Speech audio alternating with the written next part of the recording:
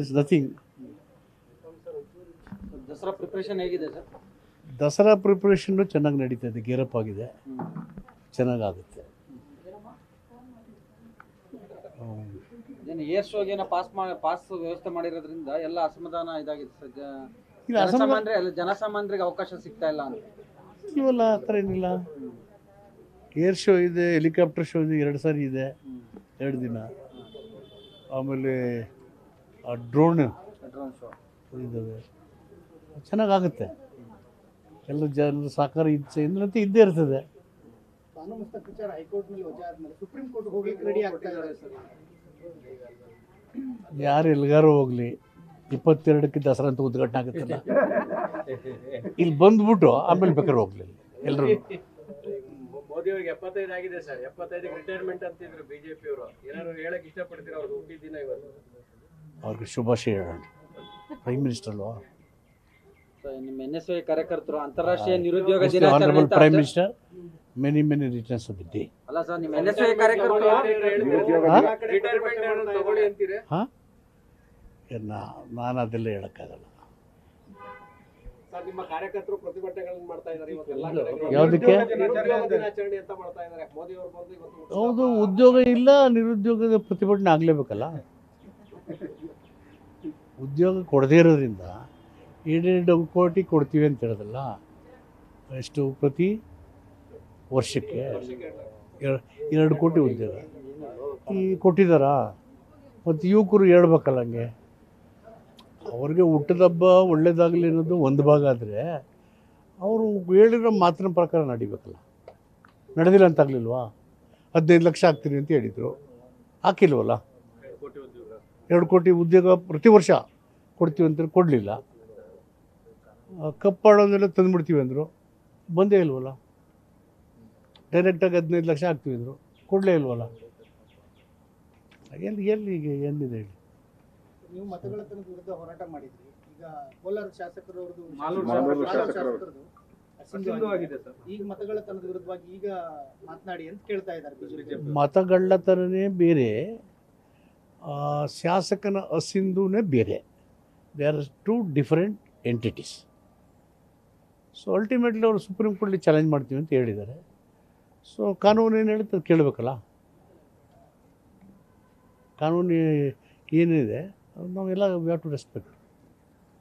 ಸಿದ್ದರಾಮಯ್ಯ ಧರ್ಮ ಒಡೆಯೋ ಕೆಲಸ ಮಾಡ್ತಿದ್ದಾರೆ. ಕ್ರಿಶ್ಚಿಯನ್ ಅನ್ನುವಂತಹದ್ದನ್ನ ಜಾತಿಗಳಿಗೆ ಸೇರಿಸಿ ಧರ್ಮ ಒಡೆಯೋ ಕೆಲಸ ಆಗ್ತಾ ಇದೆ ಅಂತ ಅಶೋಕ್ ಆರೋಪ ಮಾಡಿದ್ದಾರೆ.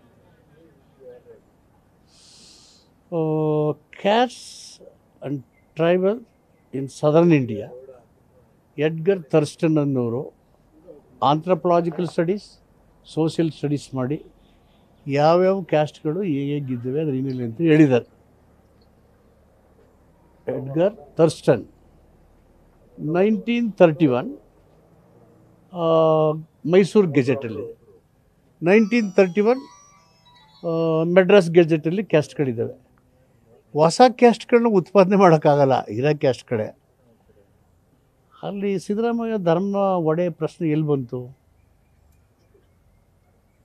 ಧರ್ಮ ಒಡೆ ಪ್ರಶ್ನೆ ಬರೋದೇ ಇಲ್ಲ. ಯಾರ್ಯಾರು ಯಾವ್ಯಾವ ಧರ್ಮ ಫಾಲೋ ಮಾಡಬೇಕು ಅಂತಾರೆ ಅವ್ರಿಗೆ ಸಂವಿಧಾನದಲ್ಲಿ ಮುಕ್ತವಾದಂಥ ಅವಕಾಶ ಕೊಟ್ಟಿದ್ದಾರೆ. ಯಾರು?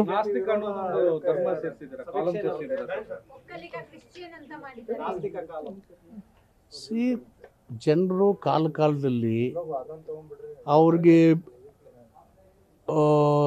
ಇಷ್ಟ ಇರತಕ್ಕಂಥ ಧರ್ಮಕ್ಕೆ ಹೋಗೋದಕ್ಕೆ ಮುಕ್ತವಾದಂಥ ಅವಕಾಶನ ಸಂವಿಧಾನದಲ್ಲಿ ಕೊಟ್ಟಿದ್ದಾರೆ. ಸ್ವಯಂ ಪ್ರೇರಿತರಾಗಿ ಯಾವುದೇ ಒತ್ತಡ ಬಲವಂತ ಇಲ್ಲದೇ ನಾವಿಲ್ಲಿರೋರಿಗೆ ಯಾರಿಗೂ ಬೇರೆ ಏನಾದ್ರು ಧರ್ಮಕ್ಕೆ ಹೋಗಬೇಕು ಅಂತ ಅನ್ನಿಸಿದ್ರೆ we are free to take decision to become citizen of any religion. Nobody can prevent, because ಸಂವಿಧಾನನೇ ಅವಕಾಶ ಕೊಟ್ಟಿದ್ದಾರೆ. ಅದಷ್ಟೇ CM ಹೇಳಿರೋದು. ಅದನ್ನು ಬಿಟ್ಟು ಬಿನ್ನೇನು ಹೇಳಿಲ್ವಲ್ಲ. ಈಗ ಆ ಥರ ಇರೋರ್ನ ಕ್ರಿಶ್ಚಿಯನ್ಗೆ ಸೇರಿಸಿ, ಅದರಲ್ಲಿ ಜಾತಿನೂ ಸೇರಿಸ್ತೀರಿ, ಕ್ರಿಶ್ಚಿಯನ್ ಸೇರಿಸಿ, ಎರಡನ್ನೂ ಮರ್ಜ್ ಮಾಡಿ ಏನಕ್ಕೆ ಅವಕಾಶ ಮಾಡಿಕೊಡ್ತಾ ಇದೆ? ಆ ಆಪ್ಷನ್ ಯಾಕೆ ಕೊಟ್ಟಿದ್ದೀರಿ? ಒಂದು ಕ್ರಿಶ್ಚಿಯನ್ಗೆ ಬಿಟ್ಬಿಡಿ ಅಂತ ಇಲ್ಲ, ಅಲ್ಲಿದ್ದರು ಹೇಳಿದ್ದು ಕಾಲಮಲ್ಲೂ ಇರಬೇಕಲ್ಲ. ಇಲ್ಲಿದ್ದರು ಇವರು ಅಲ್ಲಿಗೆ ಹೋಗಿದ್ದಾರೆ ಅಂತ ಅಷ್ಟೇ. ಅದು ಅಲ್ಟಿಮೇಟ್ಲಿ ಇದು ಸೋಷಿಯೋ ಎಜುಕೇಷನಲ್ ಸರ್ವೆ. ಯಾವ ಧರ್ಮ ಇದೆಯೋ ಯಾವ ಜಾತಿ ಇದೆಯೋ. ಈ ಕ್ಯಾಸ್ಟ್ ಸೆನ್ಸಸ್ ಯಾಕಾಗ್ತದೆ? It's a social education survey. ಇದ್ರ ಗೊಂದಲ ಏನಿದೆ? Where is the confusion? ಧರ್ಮ ಒಡೆ ಪ್ರಶ್ನೆ ಎಲ್ಲಿದೆ? ಇರೋ ಧರ್ಮಕ್ಕೆ ಜನ ಅವ್ರು ಬಯಸಿದಾಗ ಅಲ್ಲಿ ಹೋಗ್ತಾರೆ, ಇಲ್ಲಿ ಹೋಗ್ತಾರೆ. ಅದು ಅವ್ರ ವಿಷಯ. ಯಾರು ಬಲವಂತ ಮಾಡಬಾರ್ದು, ಹಿಂಸೆ ಕೊಡಬಾರ್ದು, ಒತ್ತಡ ಹಾಕಬಾರ್ದು. ಅದು ಕಾನ್ಸ್ಟಿಟ್ಯೂಷನಲ್ಲಿ ಅವಕಾಶ ಇಲ್ಲ. ಯಾವ ಜನ ಯಾರಿಗೆ ನಾವು ಇಂಥ ಧರ್ಮದಲ್ಲಿ ಬಾಬಾ ಸಾಹೇಬ್ ಅಂಬೇಡ್ಕರ್ ಹೇಳಿಲ್ವಾ, ನಾನು ಹಿಂದುವಾಗಿ ಹುಟ್ಟೋ ಅಧಿಕಾರ ನನ್ನ ಕೈಲಿರಲಿಲ್ಲ, ಹಿಂದುವಾಗಿ ಹುಟ್ಟುಬಿಟ್ಟೆ, ಸಾಯುವಾಗ ಮಾತ್ರ ಹಿಂದುವಾಗಿ ನಾನು ಸಾಯಲಾರೆ ಅಂತ ಹೇಳಿದೆ. ಅವರ ಅಭಿಪ್ರಾಯ ಆ ಸಂದರ್ಭದಲ್ಲಿ ಅಲ್ಲಿ ಅವರು ಅನ್ನಿಸುವಂಥ ನೋವು ಕಷ್ಟಗಳೇನೇನಿದೋ ಅದನ್ನು ಅಭಿವ್ಯಕ್ತಗೊಳಿಸಿದ್ದಾರೆ. ಸ್ವತಃ ಆ ಥರದ್ದು ಇಂಡಿಯನ್ ಕಾನ್ಸ್ಟಿಟ್ಯೂಷನ್. ಅವ್ರಿಗೆ ಆ ಥರ ಇರಬೇಕಾದ್ರೆ ಈ ಥರ ಸೋಷಿಯಲ್ಲಾಗಿ ತುಳಿತಕ್ಕೆ, ಶೋಷಣೆಗೆ, ದಬ್ಬಾಳಿಕೆಗೆ ಮತ್ತು ಮಾನವ ಹಕ್ಕುಗಳಿಗೆ ಉಲ್ಲಂಘನೆ ಆದಂಥ ಜನರು ಅವರು ಇಲ್ಲಿ ನಾವು ಸುರಕ್ಷಿತ ಇಲ್ಲ, ಸಮಾನತೆ ಇಲ್ಲ, ಪ್ರೀತಿ ಇಲ್ಲ, ಸೌಹಾರ್ದ ಅಂದರೆ ಬೇರೆ ಕಡೆಗೆ ಹೋಗ್ಬೋದು. That's what the constitution says. ಅದು ಕಾನ್ಸ್ಟಿಟ್ಯೂಷನ್ ಅದು ಸಿದ್ದರಾಮಯ್ಯವರು ಹೇಳಿದ್ದಾರೆ. ಕುರುಬ ಸಮುದಾಯವನ್ನು ಎಸ್ಟಿ ಪಟ್ಟಿ ಸೇರಿಸೋದ್ರ ಬಗ್ಗೆನೂ ಚರ್ಚೆ ಆಗ್ತಾ ಇದೆ. ಎಸ್ಟಿ ಸಮುದಾಯದ ನಾಯಕರು ಕೂಡ ಒಂದಷ್ಟು ವಿರೋಧ ವ್ಯಕ್ತಪಡಿಸ್ತಾರೆ. ಅದು ನಂಗೆ ಗೊತ್ತಿಲ್ಲ. ತಾವು ಕೂಡ ಮೀಟಿಂಗ್ ಅಟೆಂಡ್ ಮಾಡಬೇಕಾಗಿದೆ. ಎಲ್ಲಿ ಇವತ್ತು ನಿನ್ನೆ ಇತ್ತು ಸರ್, ನಿನ್ನೆ ಮೀಟಿಂಗ್ ಇತ್ತು, ಅಧಿಕಾರಿಗಳ ಮೀಟಿಂಗ್ ಇತ್ತು. ಮಾಡಿದ್ದಾರೆ ಸರ್ ಮೀಟಿಂಗ್ ನ. ಇದು ನನಗೆ ಗೊತ್ತಿಲ್ಲ, ನನ್ನ ಗಮನದಲ್ಲಿ ಶಿಫಾರಸ್ ಕಳಿಸಿದ್ರು. ಒಂದು ಶಿಫಾರಸನ್ನ ಕೊಡಿ, ಯಾವ್ದು ಕೊಡ್ತೀರಾ ಕೊಡಿ ಅಂತ ಹೇಳಿ ಬಂದಿರುವಂತಂದ್ರೆ ನನ್ನ ಗಮನಕ್ಕೆ ಗೊತ್ತಿಲ್ಲ. ಅವಿಂದ ಗೋಂಡ, ರಾಜಗೋಂಡ, ಬೀದರ್, ಗುಲ್ಬರ್ಗ ಅಲ್ಲಿ ನಾವು ಲಾಸ್ಟ್ ಇದರಲ್ಲೇ ನಾವು 1994 ಇದನ್ನೆಲ್ಲ ಹೆಲ್ತ್ ಮಿನಿಸ್ಟರ್ ಇದ್ದೆ, CM ಫೈನಾನ್ಸ್ ಮಿನಿಸ್ಟರ್ ಇದ್ದು, ಆವಾಗಲೇ ಚರ್ಚೆ ಆಗ್ತದೆ. Confine to that area. ಇದು ನಿನ್ನೆ ಮೊನ್ನೆದು ನನಗೆ ಗೊತ್ತಿಲ್ಲ. ರೈತರ ಸಾಲ ಮನ್ನಾ ಮಾಡಬೇಕು ಅಂತ ಹೇಳಿ ಬೇಡಿಕೆ ಶುರುವಾಗಿದೆ, ಪರಿಶೀಲನೆ ಮಾಡ್ತೀವಿ ಅಂತ ಹೇಳಿ ಮುಖ್ಯಮಂತ್ರಿಗಳು ಇವತ್ತು ಕಲಬುರಗಿನಲ್ಲಿ ಹೇಳಿದ್ದಾರೆ. CM ಹೇಳಿದ್ಮೇಲೆ ಪರಿಶೀಲನೆ ಮಾಡೋದಕ್ಕೆ ನಂದೇನಿದೆ? ಮಾದೇವಪ್ಪನವ್ರು ಏನು ಹೇಳ್ತಾರೆ? ನಾನು ರೈತರ ಪರವಾಗಿ, ಬಡವರ ಪರವಾಗಿ, ಕಾರ್ಮಿಕರ ಪರವಾಗಿ, ದಲಿತರ ಪರವಾಗಿ, ಮಹಿಳೆಯರ ಪರವಾಗಿ, ಟ್ರೂ ಜರ್ನಲಿಸಮ್ ಎಥಿಕ್ಸ್ ಪರವಾಗಿ ಎಲ್ಲ ಕಡೆ ಇರ್ತೇನೆ. ಬೆಂಗಳೂರು ರಸ್ತೆ ಗುಂಡಿ ಸಂಬಂಧ ಕಂಪನಿಗಳು ಬೆಂಗಳೂರಿಂದ ಆಚೆ ಹೋಗ್ತಿದೆ ಅನ್ನುವಂಥದ್ದು ಇವತ್ತೊಂದು ಚರ್ಚೆಗೆ ಬಂದಿದೆ. ಅದನ್ನ ಒಂದು ಕಂಪನಿ ಟ್ವೀಟ್ ಕೂಡ ಮಾಡಿದೆ. ಅದಕ್ಕೆ ಬಿಜೆಪಿ ಹೇಳ್ತಾ ಇದೆ, ಈ ಸರ್ಕಾರ ಬಂದಾಗಿದ್ದ ಅಭಿವೃದ್ಧಿ ಕೆಲಸಗಳಾಗ್ತಿಲ್ಲ, ಕಂಪನಿಗಳು ಕೂಡ ಹೊರ ಹೋಗ್ತಿದೆ, ಬಂಡವಾಳ ಇನ್ನೆಲ್ಲಿ ಇದಾಗುತ್ತೆ ಅಂತ. ಇವರು BJP ಅವರು ಇದ್ದಾಗ ಏನೂ ಮಾಡದೇ ಇರೋದ್ರಿಂದ ರಸ್ತೆಗಳು ಹಾಳಾಗಿದ್ದಾವೆ. ಈಗ ನಾವಿದ್ದಾಗ 13-18 PWD ಮಿನಿಸ್ಟರ್ಗೆ ನಾನೇ ಸುಮಾರು 500, 600, 700, 800 ಕಿಲೋಮೀಟರ್ ಡೆವಲಪ್ ಮಾಡಿದ್ದು ಇದರಲ್ಲಿ. ಸೊ ಈಗ ಡೆಪ್ಟಿ ಚೀಫ್ ಮಿನಿಸ್ಟರ್ನ ಮೀಟಿಂಗ್ ಮಾಡಿದ್ದಾರೆ. ಎಲ್ಲ ಗುಂಡಿ ಮುಚ್ಚೋದು, ಪಾಟ್ ಹೋಲ್ ಫ್ರೀ ರೋಡ್ಸ್ ಮಾಡಬೇಕು ಅಂತೇಳಿ ಮುಖ್ಯಮಂತ್ರಿಗಳು ಹೇಳಿದ್ದಾರೆ. ಸೊ ಇನ್ಫ್ರಾಸ್ಟ್ರಕ್ಚರ್ ಡೆವಲಪ್ ಮಾಡಬೇಕು. ಆ ಕಾರಣಕ್ಕೆ ಇಂಡಸ್ಟ್ರೀಸನ್ನು ಹೋಗ್ತಾರೆ. ಬಟ್ ನಾವು ಸರಿಯಾದಂಥ ರಸ್ತೆ ಸಂಪರ್ಕ ಜಾಲನ ವಿಸ್ತರಣೆ ಮಾಡಬೇಕು. ಬರೀ ಮೀಟಿಂಗ್ಗೆ ಸೀಮಿತ ಆಗ್ತಾ ಇದೆ ಸರ್. ಗುಂಡಿ ಮುಚ್ಚೋದಾಗ್ಲಿ, ರಸ್ತೆ ಇಲ್ಲ, ಕೆಲಸ ನಡೀತಾ ಇದೆ. ನಾನು ಕೆಲಸ ಬ್ರಾಂಡ್ ಬೆಂಗಳೂರು ಅಂತೇಳಿ ಅಧಿಕಾರಕ್ಕೆ ಬಂದ ಡೆಫಿನೆಟಾಗಿ ಹಾಳಾಗೋಗಿದೆಯಲ್ಲ. ಇಲ್ಲ, ವ್ಯವಸ್ಥೆ ಹಾಳಾಗಕ್ಕೆ ಬಿಡೋಲ್ಲ. ರಸ್ತೆಗಳನ್ನು ದುರಸ್ತಿ ಮಾಡಬೇಕು, ಗುಂಡಿಗಳನ್ನು ಮುಚ್ಚಬೇಕು, ಮಾಡ್ತೀವಿ. ಗ್ಯಾರಂಟಿಗಳ ಪರಿಷ್ಕರಣೆ ಏನಾದರೂ ಆಗುತ್ತೆ ಸರ್? ಗ್ಯಾರಂಟಿ ಯೋಜನೆಗಳ ಪರಿಷ್ಕರಣೆ ಏನಾದರೂ ಆಗುತ್ತಾ ಅಂತ? ಇಲ್ಲ, ನಾವು ಬ್ರಾಡ್ ಇದರಲ್ಲಿ ನೋಡಬೇಕು ಅಂತ ನನಗನ್ನಿಸ್ತದೆ ವೈಯಕ್ತಿಕವಾಗಿ. ಈಗ ಸ್ವತಂತ್ರ ಬಂದು 78 ವರ್ಷ ಆಗಲಿಲ್ವಾ? 78 ವರ್ಷ ಆದಮೇಲೆ ನಾವು ಅನೇಕ ಅಭಿವೃದ್ಧಿಗಳನ್ನು ಮಾಡಿದ್ವಿ ದೇಶದಲ್ಲಿ, ಕರ್ನಾಟಕದಲ್ಲೂ ಮಾಡಿದ್ವಿ.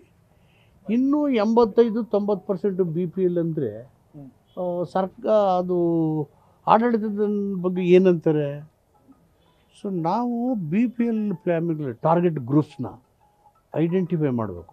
ಟಾರ್ಗೆಟ್ ಗ್ರೂಪ್ಸ್ನ ಈಗ ಇನ್ಕ್ಲೂಸಿವ್ ಗ್ರೋತ್ ಆಗಬೇಕಲ್ಲ, ಸಮಾಜದ ನಿರ್ಮಾಣ ಆಗಬೇಕಲ್ಲ. ಬಟ್ ಆದಾಯ ಮಿತಿ 1,20,000 ಇದು ಮಾಡಿದ್ರೆ, ಮಾನದಂಡವಾಗಿ ಪರಿಗಣನೆ ಮಾಡಿದ್ರೆ ಬಹುತೇಕ ಮಂದಿ ಅನರ್ಹರಾಗ್ತಾರಲ್ಲ ಸರ್. ಅದನ್ನೆಲ್ಲ ನೋಡಬೇಕು. ಟಾರ್ಗೆಟೆಡ್ ಗ್ರೂಪ್ ಅಂದೆ, ಆ ಟಾರ್ಗೆಟೆಡ್ ಗ್ರೂಪ್ನ ಪ್ರಾಪರಾಗಿ ಐಡೆಂಟಿಫೈ ಮಾಡಬೇಕು. ನೋಟಿಸ್ ಕೊಟ್ಟಿರೋದ್ರಲ್ಲಿ ನಿಮ್ಮ ಆದಾಯ ಮಿತಿ 1,20,000 ಇದೆ ಅಂತ ಇದು ಮಾಡಿದ್ದಾರೆ. ಅದನ್ನೆಲ್ಲ ಗಮನದಲ್ಲಿ ಇಟ್ಕೊಂಡು ಟಾರ್ಗೆಟೆಡ್ ಗ್ರೂಪ್ ಗಮನದಲ್ಲಿಟ್ಟು ಅವರನ್ನ ಆರ್ಥಿಕವಾಗಿ ಸಬಲೀಕರಣ ಮಾಡೋದ್ರ ಜೊತೆಗೆ ಸ್ಟೇಟುನ ಜೊತೆಗೆ ಡೆವಲಪ್ ಮಾಡಬೇಕಲ್ಲ. ಈಗ ನೋಡಿ, ನಿನ್ನೆ UKPಗೆ ಒಂದು ಹಿಸ್ಟಾರಿಕಲ್ ಡಿಸಿಷನ್ ಮಾಡಿದ್ವಿ.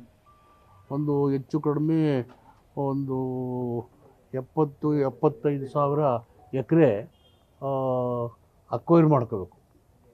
ಕೆನಾಲ್ ಮಾಡೋಕ್ಕೆ ಒಂದು 25,000, ಮತ್ತು ರಿಹ್ಯಾಬಿಲಿಟೇಷನ್ಗೆ 50,000 ಎಕರೆ.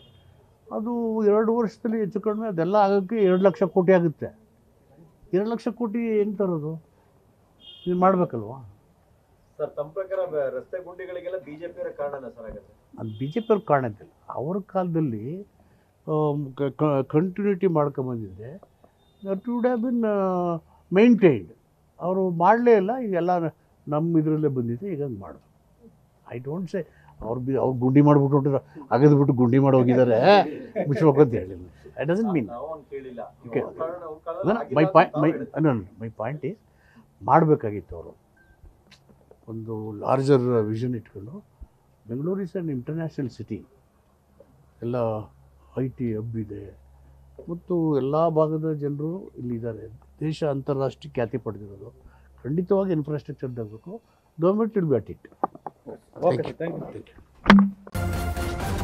ನ್ಯೂಸ್ ಫಸ್ಟ್ ನಿರ್ಭೀತಿಯಿಂದ ನಿಮ್ಮ ಪರವಾಗಿ.